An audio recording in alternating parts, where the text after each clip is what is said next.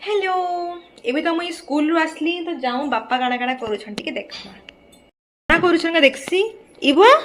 बापा तुमे काना काना माने करूछ एटा के सब मीठा पैकेट किनते काहे ले जानी छ हमरा स्कूल रू पले मानो इबो ती बापा के नहीं जानी के एटा मीठा हैं हमर नाकियन हला जे मिठाई जबो पटवा दी एतकी सारा मीठा आओ और आबा इटाई पड़ा रटा बापा हमर आनी छन मीठा जंत्रे केंते थिरे काना काना अछि पैकेट भितरे केंती रा काजू बर्फी केंती रसगुल्ला केंती ये एंदा कटा मिसई गुले एतकी के गुटे त आपा तुमको देखबा कि एटा बापी दुकान कला न मीठा दुकान भाबबा जा भाबुजन भाबुन भले एबे मोर के नहीं प्रभु मिठा ने तू के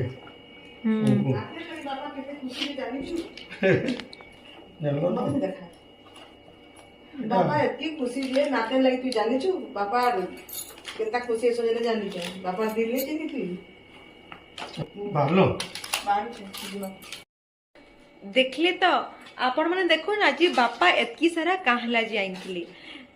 हमर तो जानि छन आपण माने जेतु सोमार गोटे क्यूट सा लिटिल सा बेबी हिचे तो सेतार खुशी रे बापा तो आज पर दुकान रो सब मिठा घिन देन तो केन केन थिरे काजू बर्फी अछि केन थिरे रसगुल्ला अछि केन थिरे गुलाब जामुन अछि